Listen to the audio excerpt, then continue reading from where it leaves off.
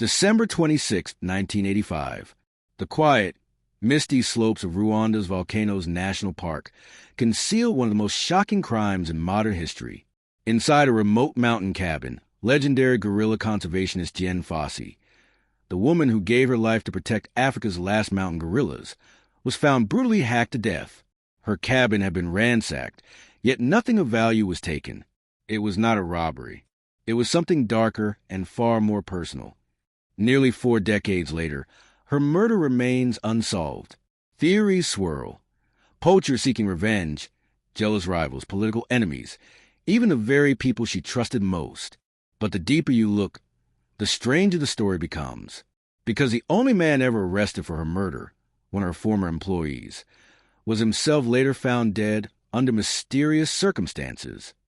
We unravel the haunting life, shocking death, and enduring mystery of Dian Fossey, a woman who fought for the voiceless and paid the ultimate price. Before she became a global symbol for wildlife conservation, before Hollywood turned her story into the film Gorillas in the Mist, Dian Fossey was simply a woman searching for meaning. Born January 16, 1932, in San Francisco, California, she grew up shy, sensitive, and deeply in love with animals. Horses, dogs, and cats were her first companions. And though her childhood was marked by her parents' divorce and a distant stepfather, she found solace in the quiet trust of animals. Fossey pursued occupational therapy in college, helping children with developmental disabilities. But she longed for something greater. In 1963, using her savings and a bank loan, she traveled to Africa for the first time. There, she met the famed paleoanthropologist Louis Leakey, the man who had also mentored Jane Goodall and Beirut Galdikas. Leakey encouraged Fossey to do what no one had yet attempted, to live among and study the rare and mysterious mountain gorillas of Central Africa. In 1967, she established the Karisoke Research Center in Rwanda's Volcanoes National Park, between Mount Karisimbi and Mount Visoke, hence the name Karisoke. What began as a few tents in a rainforest would become the epicenter of guerrilla research and Dian Fossey's life's work. But Fossey was not just a scientist. She was a warrior, and her war was against poachers. She carried rifles, machetes, and even staged raids to intimidate those who killed gorillas for meat, trophies, or superstition. Some called her fearless. Others called her reckless. But no one could deny she was effective. Her work brought the gorilla population back from the brink of extinction. Still, her battle came at a cost. She made enemies, dangerous ones. Locals resented her interference. Poachers feared her wrath, and government officials viewed her as a foreigner meddling in Rwanda's affairs. By the 1980s, Dian Fossey was respected worldwide, but in the shadowy forest she called home, her list of enemies was growing. By the early 1980s, Dian Fossey was no longer just a researcher. She had become a force of nature. Her efforts at Karisoke had gained international attention, drawing students, journalists, and even Hollywood. But behind the scientific breakthroughs and the glowing headlines, tension was rising. Poachers despised her. Fossey was notorious for what she called active conservation. She didn't just document gorillas. She fought for them. When her beloved silverback Digit was killed and decapitated in 1977 by poachers, Fossey declared all-out war. She established the Digit Fund, now known as the Dian Fossey Gorilla Fund, to finance her anti-poaching patrols. She organized raids to destroy traps, confiscate weapons, and intimidate anyone threatening her gorillas. Locals accused her of cruelty, saying she whipped poachers and even humiliated them in public. Whether those stories were exaggerated or not, they spread, and they gave her dangerous enemies. At the same time, Fossey's relationship with the Rwandan government was deteriorating. She criticized corruption and accused park officials of taking bribes to allow poaching. She accused international organizations of caring more about tourism than conservation. To some, she was a visionary. To others, she was an obstinate outsider who didn't know when to back down. By 1983, Fossey was spending less and less time in the U.S. and more in Rwanda, often isolated in her cabin in the mist-covered mountains. She was admired by her students but feared by locals. She had become a legend and a target. It was the evening of December 26, 1985. Christmas had come and gone quietly at Karisoke. Dian Fossey, now 53, spent the holiday alone, writing in her journal, tending to her fireplace, and thinking about the gorillas she had dedicated her life to protecting. Outside, the Rwandan highlands were draped in silence. Mist hung low, and the forest canopy hid the mountain peaks. In the early hours of the night, something or someone approached Fossey's cabin. The front door, a heavy wooden barrier, bore marks of forced entry. Investigators would later determine that Fossey had been attacked inside her bedroom. Her bed showed signs of a struggle. Papers were scattered, furniture overturned. The brutality was unmistakable. Fossey's body was discovered lying across the floor, hacked multiple times with a machete. Her face and head bore deep wounds, and the sheer violence of the attack stunned even seasoned investigators. It was not the quick work of a thief. It was personal, deliberate, and filled with rage. What made the scene even stranger was what wasn't taken. Money, her firearms, her prized photographs, and valuable research notes were left untouched. Her cabin had been ransacked, but nothing appeared stolen. This was no robbery gone wrong. Pinned to her wall, written in Fossey's own handwriting, were her last haunting words. When you realize the value of all life, you dwell less on what is past and concentrate more on the preservation of the future. The morning after Dian Fossey's body was discovered, Rwandan authorities and park officials descended upon her remote cabin at Karisoke. The brutality of the murder stunned even the most hardened investigators. Fossey, a global icon, had not just been killed, she had been silenced. From the very beginning, suspicion swirled around multiple directions. Fossey had made powerful enemies. For years, she had waged a relentless war against poachers. She cut their snares, burned their camps, and reported them to authorities. Many locals hated her, calling her Nairamacabelli, the woman who lives alone in the forest. She was respected, but also deeply feared. Then there were political undercurrents. Fossey had clashed with Rwandan officials, accusing them of corruption and complicity in poaching. Her uncompromising nature made her an irritant to powerful figures who saw the gorillas not as beings to protect, but as lucrative commodities in illegal wildlife trade. But the investigation soon took a different turn. Authorities quickly arrested one of Fossey's own employees, her tracker, Emmanuel Welakana. He was a man she had previously fired for what she described as suspicious behavior. Just weeks earlier, Fossey had accused him of being involved in poaching. Welakana was taken into custody and charged with her murder. But before a trial could begin, the story grew darker. Within months, Welakana was found dead in prison. Officials ruled it a suicide. Many doubted that explanation. To some, it looked less like justice and more like a cover-up. With the official investigation stalled and the primary suspect dead under suspicious circumstances, the question remained, who really killed Dian Fossey? Over the decades, several theories have emerged, each as compelling as it is disturbing. Perhaps the most straightforward theory is also the most brutal, that poachers, furious with Fossey for sabotaging their traps and costing them thousands of dollars, finally struck back. Fossey had made a career of publicly humiliating them, cutting through their networks and burning their equipment. Locals whispered that she was a curse upon men who sought gorillas. Was her murder simply the inevitable payback? Others believed Fossey's killing went far beyond the reach of mere poachers. By 1985, Rwanda's government was under international scrutiny. Fossey had accused officials of profiting from guerrilla tourism while secretly allowing poaching to continue. Her reports angered influential figures, both in Rwanda and abroad. Some say her death carried the signature of a political hit, silencing a woman who had become too powerful, too unyielding, and too much of a threat to economic interests. Another chilling possibility points not outsiders, but as someone within her own circle. Fossey had a reputation for paranoia. She often distrusted her own staff, firing workers at the slightest suspicion of betrayal. Was it possible that someone close to her, someone who knew her routines, her fears, her vulnerabilities, turned against her? If so, her death would not just be a murder, but a devastating act of betrayal. The most unsettling theory of all suggests that the truth about Fossey's murder is known, but deliberately hidden. Why did the investigation move so quickly to blame a single employee, only for him to die mysteriously in custody?